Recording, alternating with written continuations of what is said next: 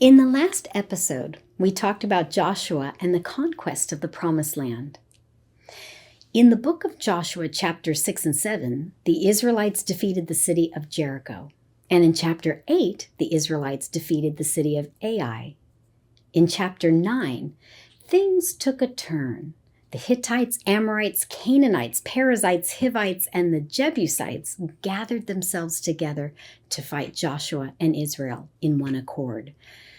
But the Gibeonites chose a different strategy. To learn more, join me for today's episode of All Things Apostolic.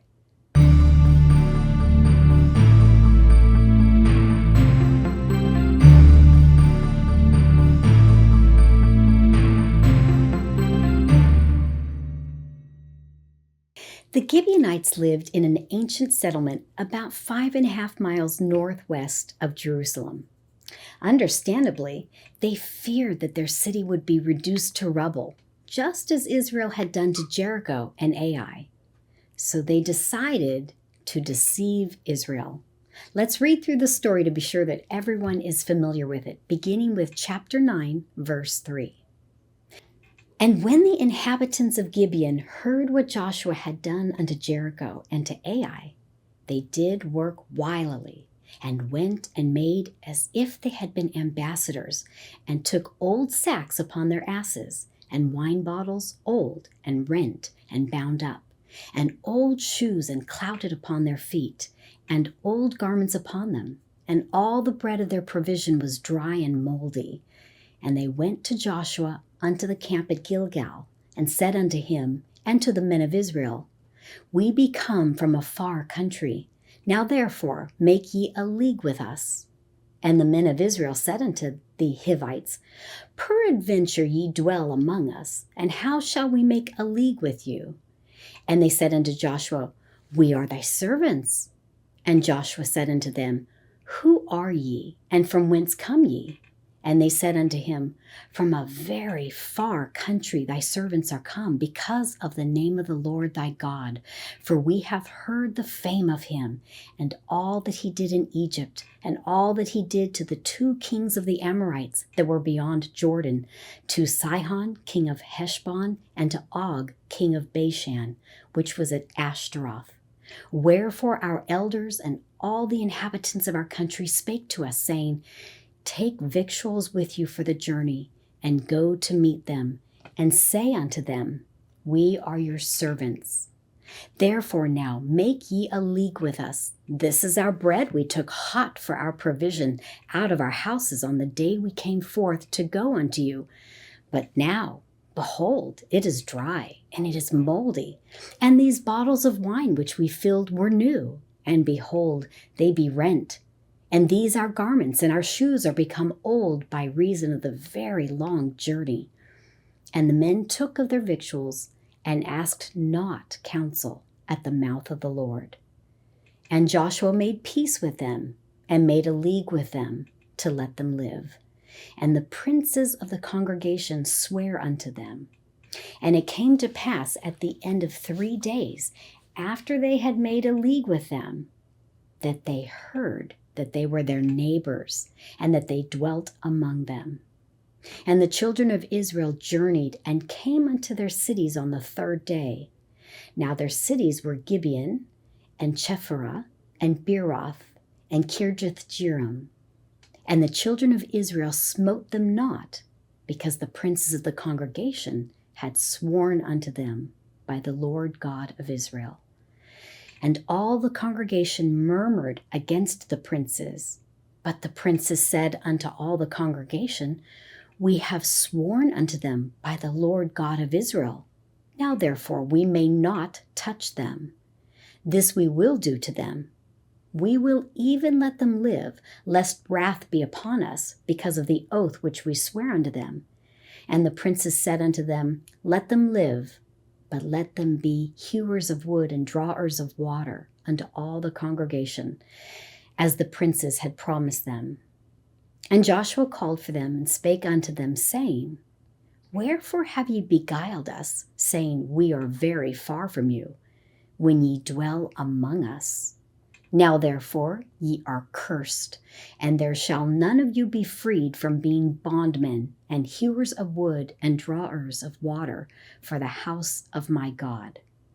And they answered Joshua and said, Because it was certainly told thy servants how that the Lord thy God commanded his servant Moses to give you all the land, and to destroy all the inhabitants of the land from before you.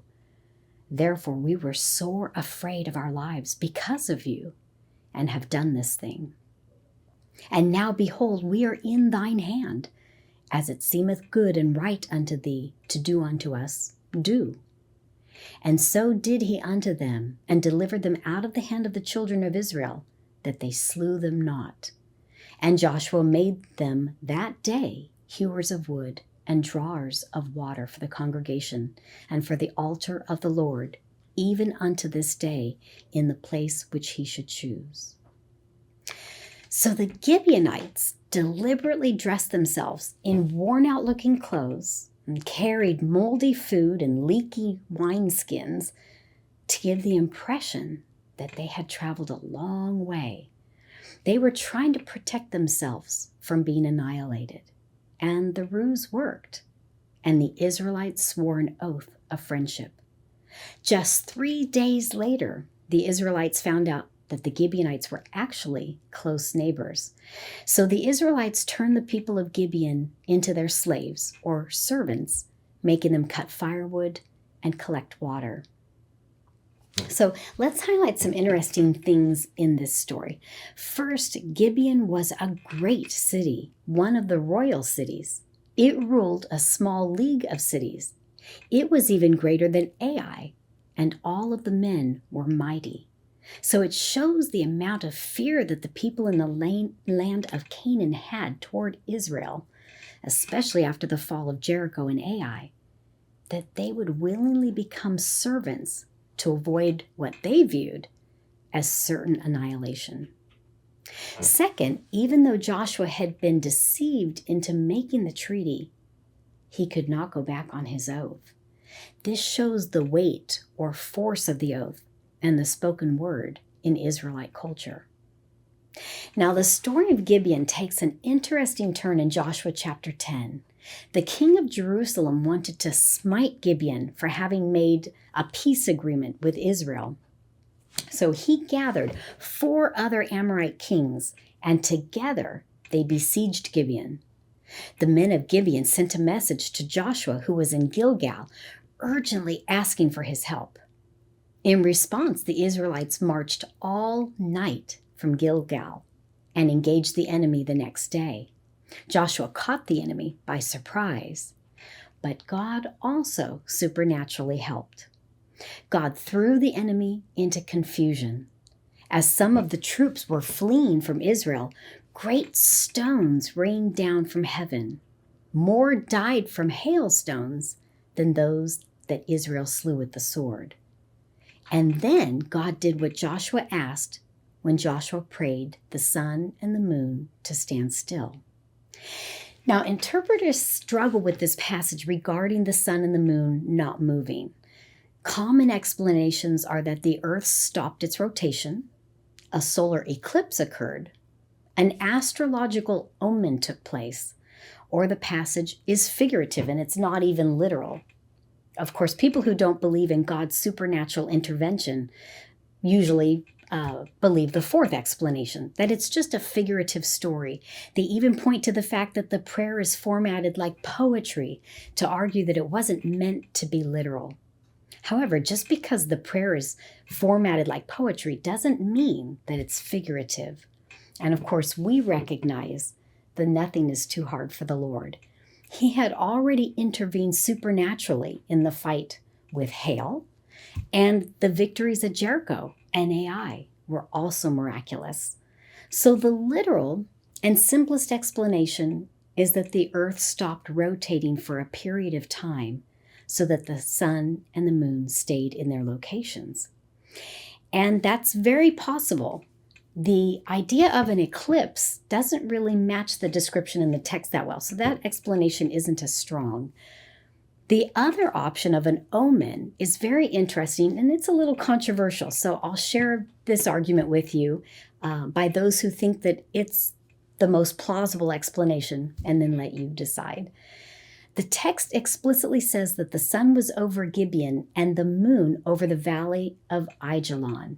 Now, since Gibeon is east and Ajalon is west, then Joshua must have been praying in the morning. Well, that seems unusual, because why would Joshua pray for more time when it's still morning, and he wouldn't have known if he needed more time? People have said that maybe Joshua wanted a break from the hot sun, but that wouldn't have fit if it was morning. Well, one theory that matches the text and aligns with ancient Near Eastern culture is that Joshua may have been asking for an omen. In the ancient Near East, the months weren't standard lengths. They varied according to the phases of the moon. If the sun was in the east and the moon was in the west, then it was not only morning time, but it was the time of the full moon. On the first official day of the full moon, the sun was fully visible above the eastern horizon line, and the moon was fully visible above the western horizon line for about 4 minutes. Based on ancient celestial omen texts, this was one of the most important times of the month for getting an omen. When the opposition of the sun and the moon, which would have been a full moon, occurred on the 14th day of the month, it was considered a good sign. Opposition of the sun and the moon on the wrong day was considered a sign of disaster, such as military defeat. So because of these beliefs, the horizon was watched by these ancient civilizations very carefully. Scholars believe that based on the description in the biblical text, it was near sunrise in a full moon phase. Now, it must not have been the 14th day of the month, because Joshua wanted the Amorites to receive a negative omen. So seeing this on the 14th day would have been a good omen. So it couldn't have been the 14th day. Joshua's prayer would have meant that the Amorites saw a bad omen in the skies, and they would have believed that their battle was doomed.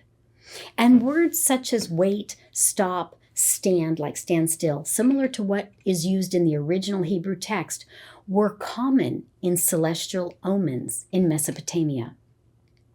Now, the wording of most translations of Joshua 10:13, in those translations, it does sound like it's the middle of the day, but a detailed look at the original Hebrew does make the morning explanation possible.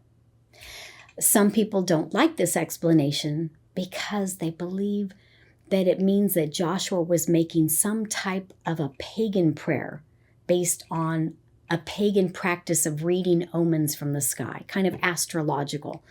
Of course, we know that Joshua would never have prayed a pagan prayer, and God would not have honored it. However, it's possible that Joshua's knowledge of the Amorites' dependence on omens may have led him to ask the Lord for that day, that he knew would affect the morale of the enemies. In other words, he used their beliefs against them and may have asked God for a sign that the enemy would have recognized, and would also be appropriate that the sign was given by the Creator of the heavens, who has power over everything. So either the earth stopping its rotation or Joshua asking for a negative omen to scare the enemy are both plausible explanations. But most importantly, we know from verse 14 that what made this event especially unique is that God heeded the voice of man as he fought for Israel. God listened to the prayer of Joshua and answered it in a way that had never been witnessed before. Through hail and through halting the sun and the moon, God divinely intervened to fight for Israel, because Israel was obediently enacting judgment on behalf of God. The concluding point I want to make about this story is that Joshua made the treaty without consulting God. When the Gibeonites presented evidence of old food and worn clothes to trick Israel, Joshua did not consult God and instead relied on human wisdom. Joshua took them at their word. From general historical practice, a treaty would include 3 parts: Gibeon's acceptance of the God of Israel, Gibeon's observance of the duties of a vassal, and Israel's acceptance of the duties of a lord. Israel was then obligated to protect Gibeon against the coalition of kings that came against Gibeon just a short time later. And it was the result of not first consulting God for wisdom. It's interesting that even though the treaty was established through deception, the Israelites had given their oath by the Lord, so they were bound to keep it. Whatever happened to the land of Gibeon? It was allotted to the tribe of Benjamin, and it became a Levitical city. Interesting, years later, King Saul, in his zeal for Israel and Judah, tried to annihilate the Gibeonites, which was a violation of the peace treaty. As a result, God sent a 3-year famine to Israel. Then David, who was king at that time, inquired of God about the reason for the famine. And God said that it was because of Saul and his blood-stained house, because he put the Gibeonites to death. David made amends, and the famine ended. The original oath was still binding, and God held the Israelites to their covenant with the Gibeonites, because God requires his people to be faithful to covenants. Thank you for joining me for today's episode of All Things Apostolic. And until next time, take care and God bless.